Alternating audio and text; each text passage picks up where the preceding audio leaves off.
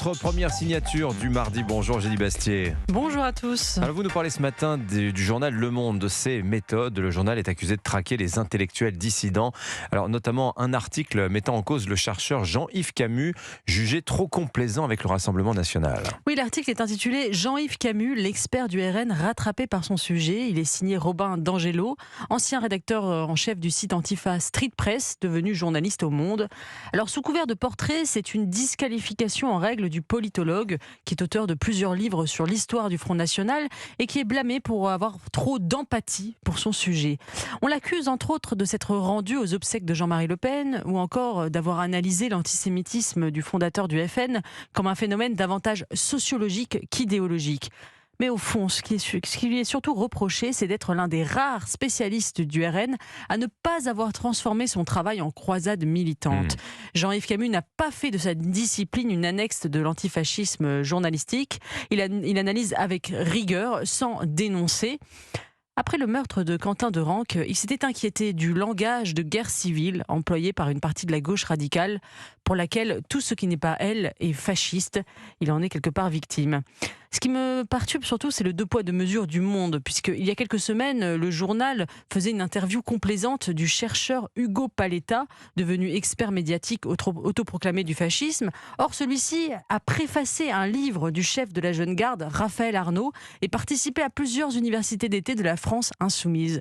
Jean-Yves Camus, lui, est infiniment plus rigoureux que ces chercheurs d'extrême gauche militants qui ont pourtant pignon sur rue. Alors, un autre article du journal Le Monde a retenu votre attention, consacré à l'essayiste Fergan Aziari, auteur d'un essai très critique sur l'islam. Oui, la même semaine, Le Monde publiait un portrait à charge du jeune essayiste, auteur de l'islam contre la modernité. Alors, on commence par lui reprocher son omniprésence dans une galaxie médiatique marquée très à droite. Alors, vous voyez bien le cercle vicieux parfaitement rodé. On ignore un livre dans la presse de gauche et sur le service public, puis on lui reproche de n'avoir trouvé de l'écho qu'à droite. Fergan Aziari est décrit dans Le Monde comme un influenceur, manière assez transparente de lui refuser toute légitimité intellectuelle ou académique. C'est vrai que c'est un autodidacte. Alors bien sûr, son livre peut être discuté. On peut lui reprocher des généralisations, une tendance au biais de confirmation ou une vision trop monolithique de l'islam. Mais ce n'est pas du tout ce que fait le journal Le Monde. Le journal ne déconstruit pas vraiment le livre. Il s'emploie surtout à le disqualifier moralement en le présentant comme un objet suspect destiné à nourrir bien sûr l'extrême droite. Vous aviez reçu Fergan Aziari dans votre émission Le Figaro Idée. C'était vraiment très intéressant, passionnant. Et il apportait quand même bien sûr, il a beaucoup d'arguments.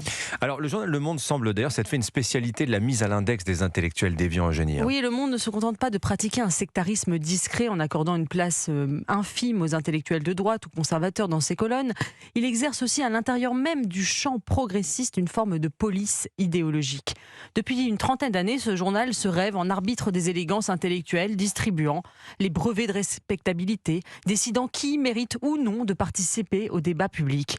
Il ne s'agit pas de confronter des arguments, mais de dresser des listes, pas d'organiser une conversation démocratique, mais de lancer des procès en déviance. En 1993 déjà, le sociologue Paul Lyonnais publiait Voyage au cœur du malaise français, un livre qui annonçait toutes les fractures françaises d'aujourd'hui. Eh bien, il était caricaturé dans Le Monde en théoricien du poujadisme. Plus tard, sous la direction d'Edoui Plenel, Le Monde avait relayé Le rappel à l'ordre de Daniel Eden-Berg, un livre qui dressait la liste des prétendus nouveaux réactionnaires ayant dévié du droit chemin de la gauche. On citait notamment Alain Finkielkraut, Marcel Gauchet, Pierre-André Taguieff. Alors la seule chose qui a vraiment changé en 30 ans, c'est que cette mise à l'index ne fonctionne de moins en moins. Les gardiens de l'orthodoxie ont perdu une grande partie de leur pouvoir. Plus personne n'attend en tremblant le verdict du journal du soir. Le temps des excommunications intellectuelles est révolu. Signature Europe 1, Eugénie Bastier. Merci beaucoup Eugénie. 8h41, dans un instant, Emmanuel Ducrot, la revue de presse d'Olivier Delagarde et Pascal Pro. À tout de suite.